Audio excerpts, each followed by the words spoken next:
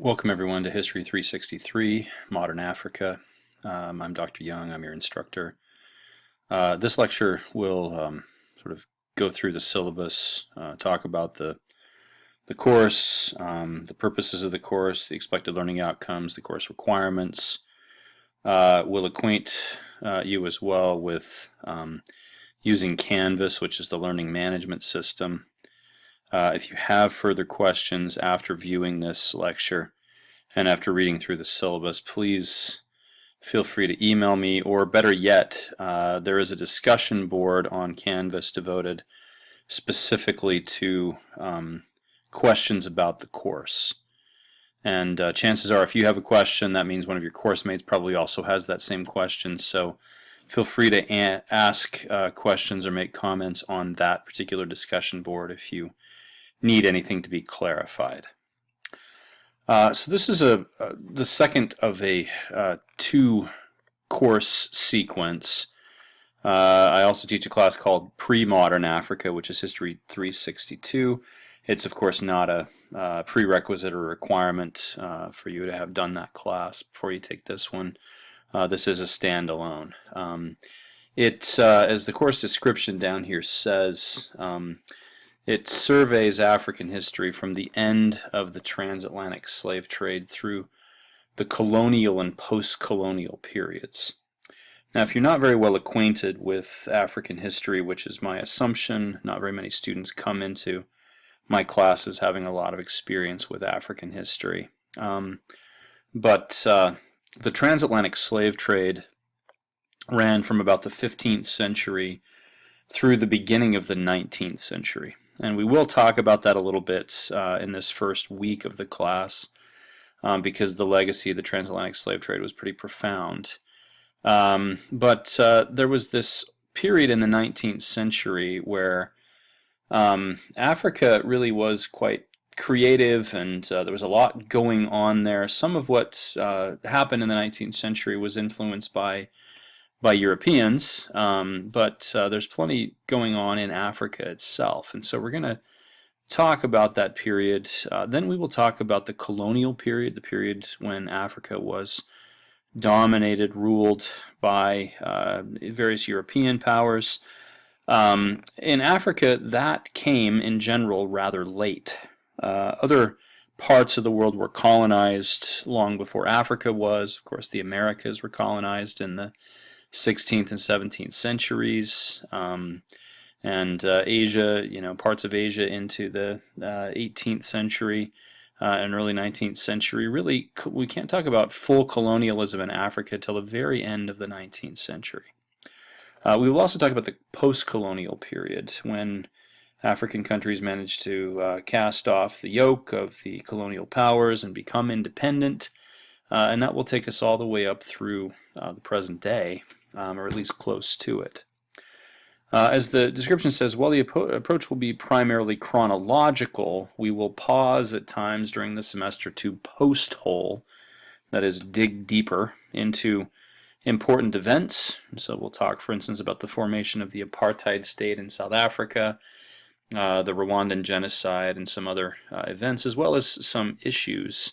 We'll spend a good deal of time talking about colonialism, talking about nationalism and nation building in Africa, and other issues germane to this topic. The major goal of the course is to acquaint students with both the challenges that Africa has faced over the past 200 years and the current problems, most of them born of historical circumstances rather than something that just, is fairly recent, that African societies continue to face. And I should say that I am a biased observer, a biased student, biased teacher of African history. I lived in Africa for 2 years. I have a lot of friends on the continent. I feel a very close tie to it. It's kind of like a second home for me. It's a place that was formative to my own life experience and the way that I approach the world. And I have a great love for Africa and for the peoples of Africa. That doesn't blind me to many of the problems of Africa. Africa is in many ways a messed up continent, has been for decades. Some of that has to do with the way that African societies themselves function. It also has a lot to do with the exploitation of the colonial powers, and so we'll try to sort all of that out. But one of my purposes for teaching African history in general is to be an advocate for the continent. And especially to acquaint students with the complexity of Africa. It's not just this kind of faceless mass of people who live on that continent, whose prime experience is sort of suffering, through war and famine and things like that. Though those things are present, Africa does have a very complex set of cultures, a complex set of societies and political systems that must be understood in their own right. And so that's part of my purpose for teaching this class. As far as the expected student learning outcomes go, I'm interested in students learning the following things, as it says here under the first bullet point: an understanding untainted by ethnocentrism and progressivism of major trends and themes of modern African history. And what I mean by that, and I'll clarify this more in the next lecture actually, but African history has often been approached from the vantage point of those outside of Africa, looking at this continent, looking at the peoples of this continent, and judging them on the basis of their lack of development or perceived lack of development, their perceived backwardness or even primitive nature. I think that does a great disservice and a great injustice to Africa. Africa has its own history, and so and its own culture, its own kind of social and political momentum. And so one of the learning outcomes is that I hope that students will develop a nuanced understanding of those complexities and be able to think of the continent on its own terms rather than the terms imposed on it by others. This course will also acquaint us to some extent with the historiography of Africa, that is how it has been interpreted by modern historians. And again, the next lecture will take up that topic in earnest. Primary and secondary sources, of course, if you're not acquainted with this, just to make sure we're clear, primary sources are from the area, from the time period in question. Secondary sources are interpretive works written based on analysis of the primary sources, written by outside observers, by people in eras beyond the time period in question. Primary sources for Africa are very scarce, even in the modern world. In the pre-modern world, they're nearly non-existent, at least the kinds of sources that we're accustomed to using as historians, written sources. There are very rich sources in oral tradition and in linguistic data and other things that historians have used very creatively to tell the history of pre-modern Africa. But this is even a problem in the modern period. Because it's not so much that we have a massive scarcity of primary sources, because there's a fairly large corpus of sources for modern Africa, but the vast majority of those are written by Europeans or from European perspectives. And so we have to be creative with the way that we approach primary sources. We can't just use written sources, we also have to rely on oral traditions, on ethnographies, on archaeological data in some cases. Oral tradition, though, is very, very important for the modern period. Historians tend to tend to do a lot of interviews and do oral history in Africa, and I think that's a great thing. So we want to become acquainted with some of the complexities of the source material. We also want to understand somewhat the historiography of it. And then finally, like all history classes, this course should instill enhanced critical thinking, reading, writing, and oral presentation skills. History, of course, is a liberal arts discipline, very much a liberal arts bridge between the humanities and the social sciences. And so we'll draw from the methodologies and the interests of both humanities and social sciences in this class. I sent out an email with the required books, but let me go over those again, maybe say a few things about them. The book that we'll use all through the course, the one that you need right off the bat, is Richard J. Reed's A History of Modern Africa, 1800 to the Present, the second edition. I think it is still in the second edition. Wiley Blackwell Press. This is a good textbook. I like Reed's approach. We will diverge from that from time to time, but Reed will be at least partly our guide to African history. There's also a fairly lengthy book called The Fate of Africa by Martin Meredith. This is a popular history of recent Africa. Don't be put off by the size of the book. We will read excerpts from that. Really, in the latter part of the course, one of our tasks will be to examine a few countries and their experience as independent nations, and you'll be assigned a specific country to study, and Meredith will be kind of your first resource to consult for that.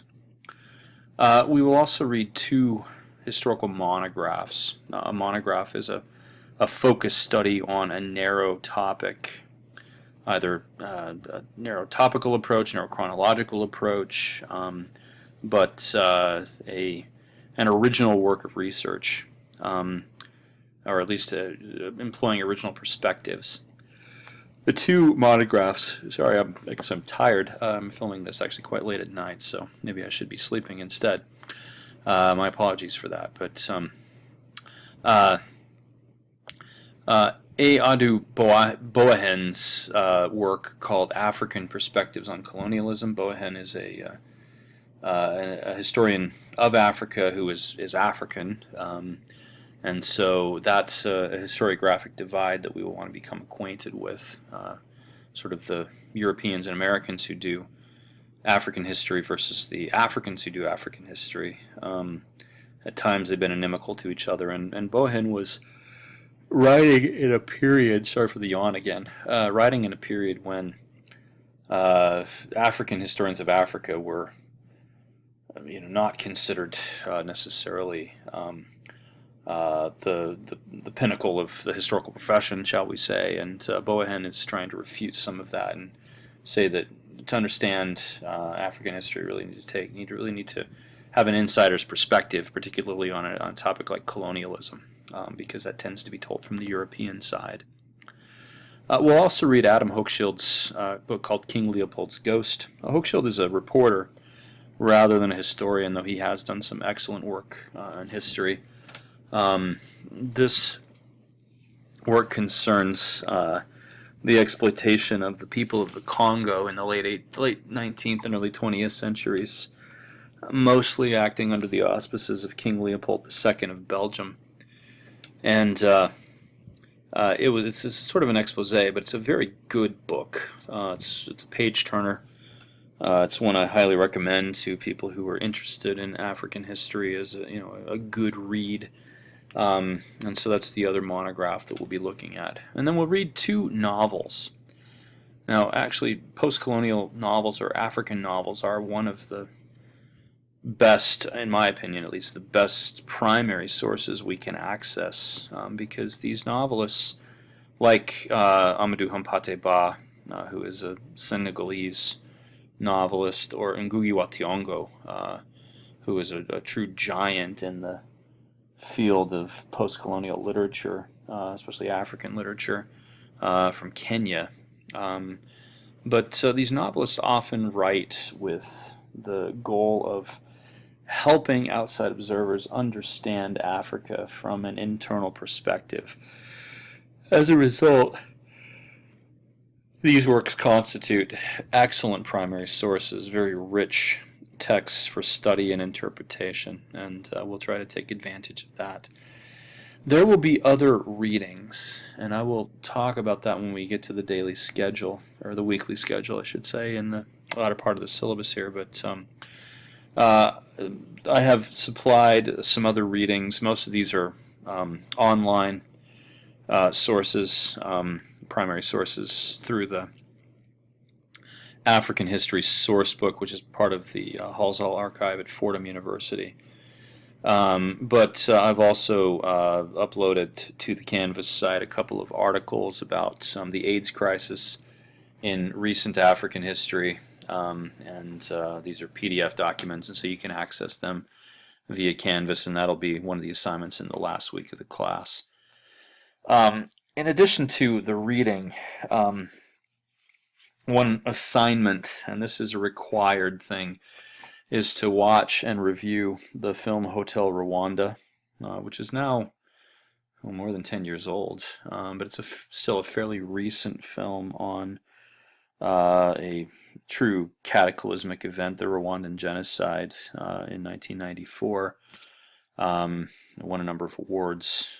Stars Don Cheadle, and anyway, that's a required thing, and so you need to have access to the film Hotel Rwanda. I don't care how you get this. I guess if you use piracy or something, just don't tell me. No, I'm just kidding.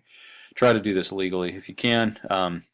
But I know that you can rent it for a few dollars on Amazon.com, or you can probably find a fairly cheap DVD copy of it somewhere. I'm not sure if it streams on Netflix or Hulu or any of those sites, but I suppose you could check and see. Okay, if I could stop yawning. I'm going to take you through the assignments here. They're the requirements. So first of all, this is an online class, so it will include a weekly discussion board. This is the requirement that you will probably spend the most, well, maybe not the most time on, but this will be something you do throughout the 6 weeks of the course. This is because we're not meeting in a physical classroom. We're not talking face to face. We're not having any, live chats or anything online, or any live lectures. And so the chronological layout of the course is that it's asynchronous. You're encountering this on your own time. That doesn't necessarily cohere with the time that I'm accessing the course. So the discussion board fulfills the purpose of the physical classroom. So the way the discussion board works is that I post the weekly discussion board on Sunday. Now the week actually starts on Monday, but I will put the post up on Sunday. And during that week of the course, so there will be 6 discussion boards, and one for each week of the course. You need to look at my initial post. You need to do the reading. You need to watch the online lectures that I will supply. And as you do these things, check the post on the discussion board, and by Wednesday of each week, you need to provide an initial post of your own, really a response to the questions I'm asking, a response to the readings, some kind of substantive thing, at least 250 words. You can write more than that if you like. And that's your initial post. Now, you're not able to see the posts of other course participants. There aren't that many students in this class, and so everybody really needs to be engaged in this. Until you post your own initial post. After you post the initial post, you can see what everybody else has written. And so the other requirement in addition to the initial post is you need to respond to a minimum of 3 of your course mates' posts. Now, I should say you need to make a minimum of 3 responses. Course mates can include both your peers, your fellow students, or the professor. I will, post on there several times during the week as well, and try to keep the conversation going. So you just need to be active at this. I will grade your responses, sort of in aggregate. I won't grade each response necessarily, but I will supply a weekly grade for you to let you know how you're doing. And you're graded on the quality of your response, that is how well it engages the issues at hand, and to a lesser extent on the effectiveness of your writing. I don't want you just to dash this off like you're sending out a text message or something like that. I want you to think through this. I want you to polish your responses at least a little bit. Don't just, put it out there and with abbreviations and misspellings and lack of proper grammar. I want you to at least do a little bit of this, a little bit of revising of what you write. But most of the grade comes from the quality of your response, how well you're engaging those issues. This course requires 2 book reviews, one of the Boahen book and one of the Hochschild book that we talked about before, and also a film review on Hotel Rwanda. Now at the very end of the syllabus, I'm going to skip down here, you will see after the schedule here that I've provided book review guidelines. These are just guidelines, just some ideas for how to approach a book review. You should read through that and get a sense of my course requirements, and also film review guidelines here. And again, these are just guidelines. This isn't a sort of step-by-step set of instructions, but I think if you read through this, you'll have a better sense of where you need to go with the book and the film reviews, or how to do that. So the 3 of those are each worth 25 points. Then the primary sources. You need to write 2 papers. One on the fortunes of Wangran, the book by Amadou Hampâté Bâ, and one on Petals of Blood by Ngugi wa Thiong'o. 6 to 8 pages. These are more substantive. These are unprompted. I do provide, again at the very end of the syllabus here, a set of suggestions on how to write a primary source exploration or a primary source analysis. And so you should look through these and get a sense of what's required there. But really what you're trying to do here is write a kind of mini research paper on that specific source. So I'll talk more about this, and we can have a discussion on the discussion board if you have questions about it. But these are substantial requirements, right? And then now this is oral presentation. You're probably wondering, how am I going to do an oral presentation in an online course? It's possible. So as it says here, the latter part of the term will include an exploration of African nations' attempts to attain independence from their colonial powers and their subsequent attempts to govern their countries. As part of this exploration, each student must give a 15 to 20-minute presentation on the post-colonial history of one African nation. Now, so each of you need to choose one country.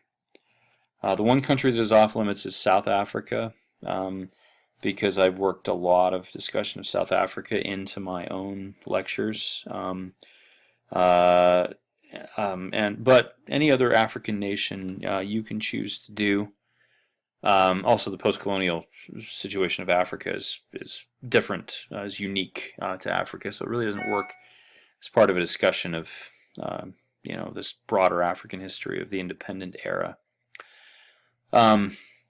Now, the Meredith book, The Fate of Africa, should be, as it says here, the first source of information for this presentation, but you should go beyond that, right?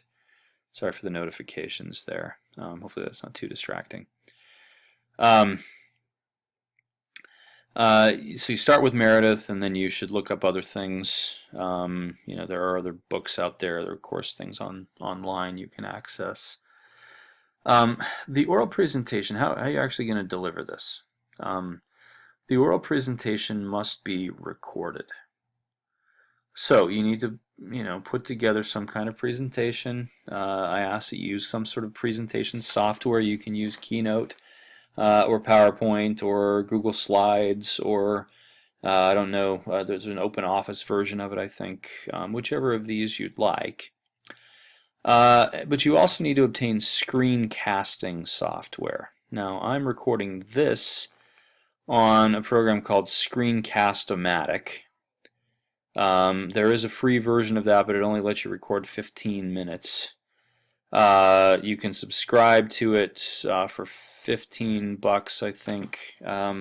for a year, and then you can make longer presentations, which is exactly how I'm doing this.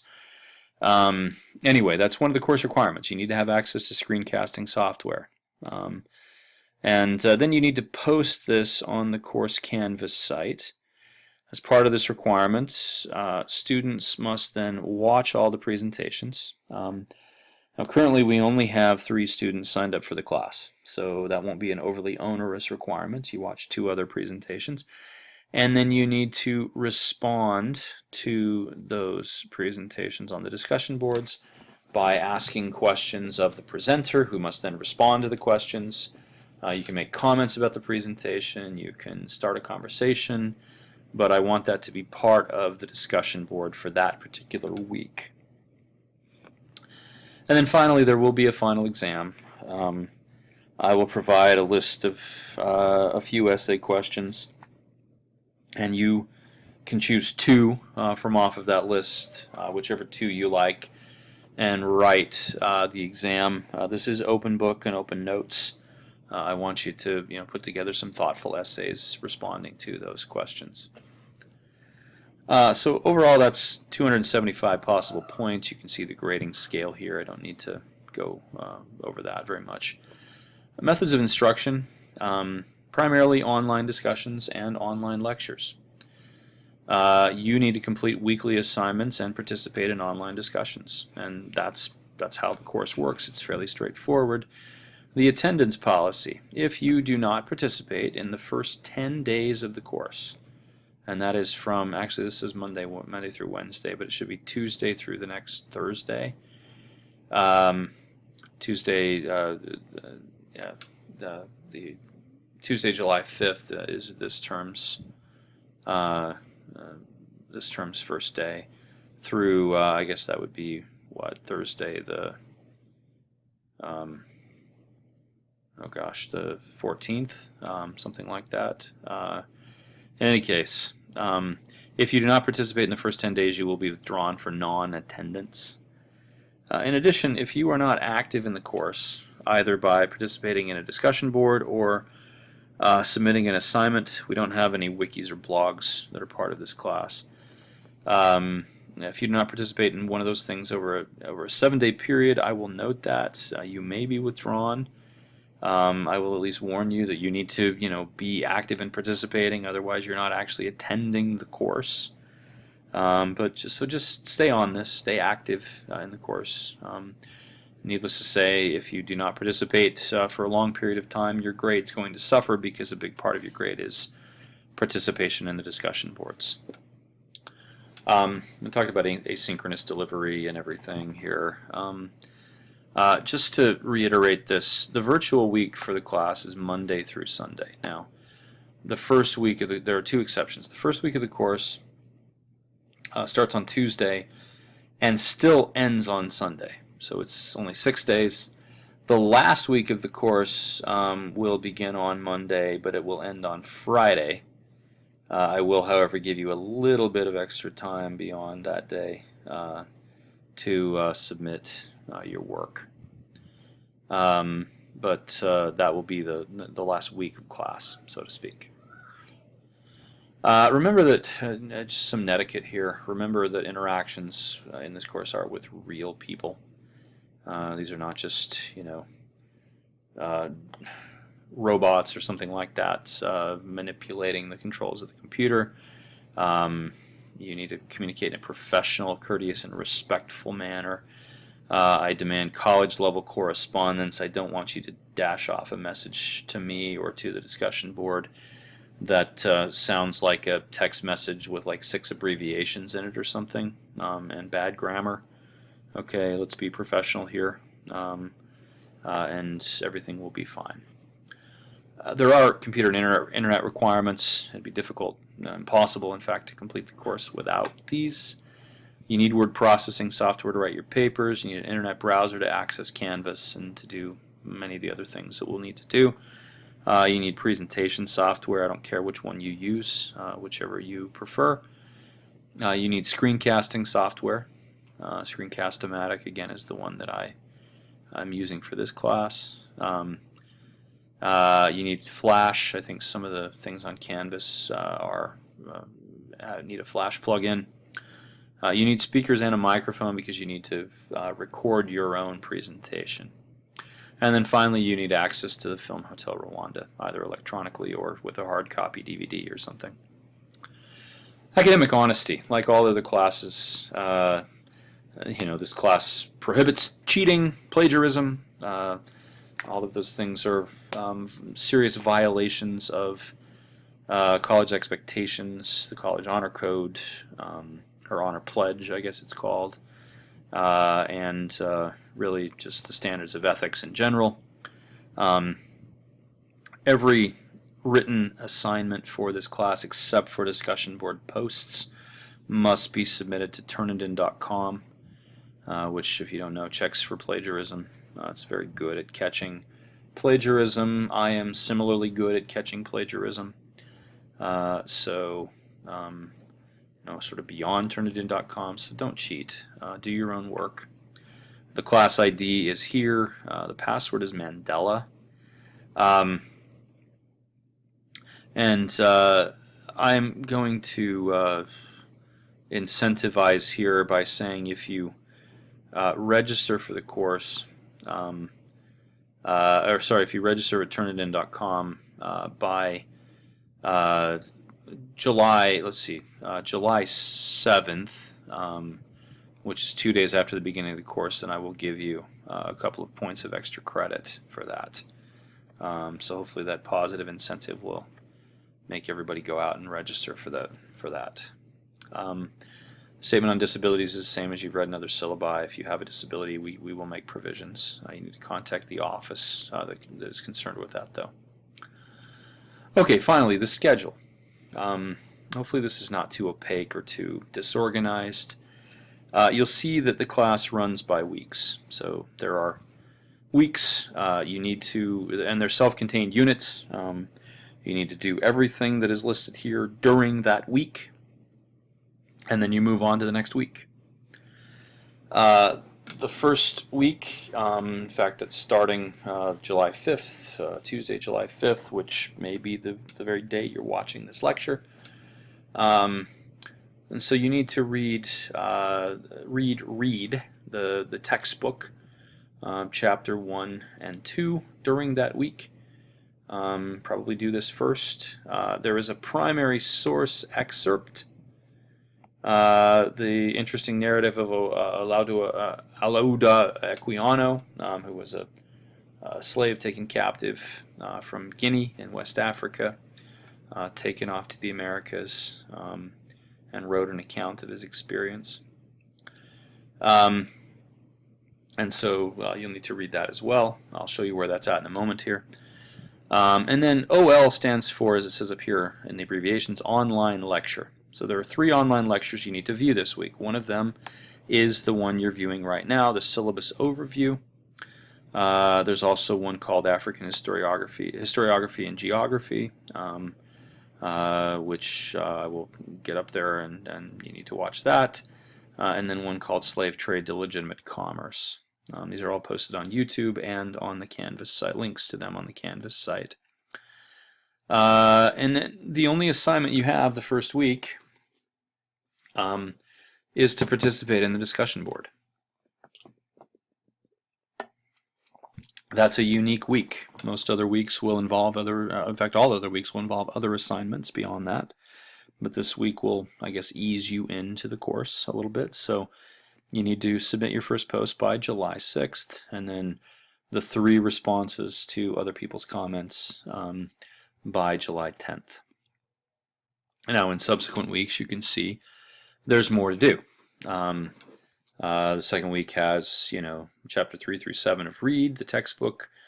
You have to read the book by Boahen. You need to read some primary sources here. None of these are very long, though. And you need to watch these 4 online lectures. Participate in the discussion board. And then write the book review on Boahen and have that done by the end of the week. So you need to stay on this. This is not something that you can sort of look at once a week and do a little bit on and ignore it till the next week. You really need to be engaged in this class multiple times during the week, if not every day. This is only a 6-week term, and so really we're trying to cram what is regularly 14 weeks into 6 weeks here, and that means the workload is fairly intense at times. So hopefully, you can look through this and see that there are similar things going on in every other week. A couple of other things. So every week you've got some kind of paper due. So the week 3 you need to write the book review on Hochschild. Week 4 you need to write the primary source exploration on the Fortunes of One Gran. And week 4 right. So it's during week 6 that you write the Petals of Blood primary source exploration. In week 5 you need to do your oral presentation. Now that needs to be submitted by Thursday of that week. And so at some point early in the course, we will determine which country people are, specific participants of the course are going to focus on. Anyway, you'll need to have that oral presentation done and posted by August 4th so that by the 7th, the end of the week, everyone will have watched those oral presentations and will then make their responses to them by the end of that week. I think the other one, because this last week is short, it's truncated, it's only 5 days, I've lessened the requirement to just 2 responses by August 12th. You can see here that the last week has a lot to kind of fast and furious, and so you'll want to start, I've put up here in week 5, start reading Petals of Blood.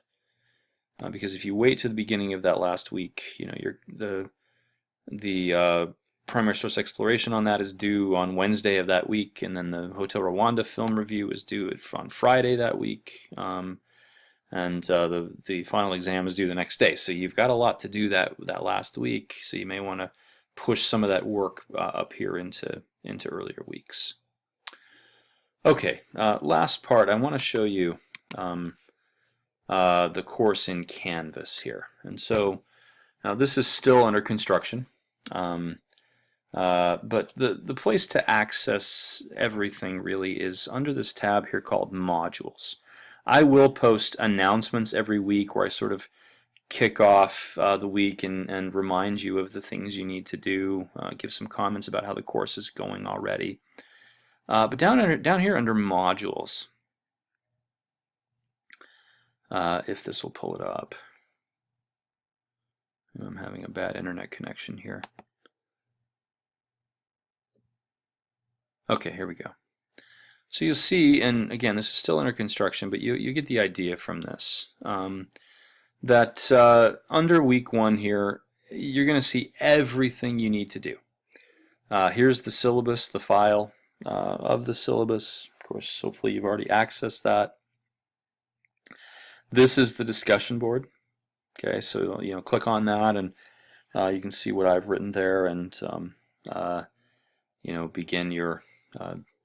begin the discussion, begin your posts there. This indicates link to something on the internet. This is the primary source of Alauda Equiano. You can see if you click on that it should pull up, yes, a website with those excerpts, and you can see these primary source explorations are not very long, right? This is maybe 10-12 paragraphs total, so it's the equivalent of probably 3 or 4 pages of text, and most of them are that short or even shorter than that. So anyway, all of those sources are supplied here. They're not up here yet because I'm still in the process of creating them, but all of the online lectures will go here. They'll be listed under the titles that are given on the syllabus, and so you'll be able to click on those, and it'll take you to a link to the YouTube video with those lectures posted there. And so just follow, all of the stuff that you'll need for the week is located in these modules, right? Okay. Also, I mean, if you want to check out the Files tab here, everything is contained under that as well in different folders. You can see that I got the course readings up here. I've got a couple of them. These are the 2 articles about the AIDS crisis. The syllabus is here, and so there are some things you'll want to be aware of. If you want to access just the discussion boards, you can come up here to discussions, and it will take you to that. Okay. Yeah, so, all right, let's see. At this point, I don't have any announcements up there, but right, so if we click, I clicked on discussions, it brought it up, and then I accidentally clicked on announcements. Anyway, all of the discussions will be under that tab. I think I've only created the first week at this point, and I still need to do some construction on that. But all of this will be in place by the time the course begins. All right, again, if you have questions, feel free to email me, or, as I said, better yet, post on, if I could get these to come up, on the discussion board, under discussions here, is that that discussion board for questions about the course itself. Apparently my internet is just not cooperating tonight. So, all right, I will look forward to interacting with you online. Thank you very much.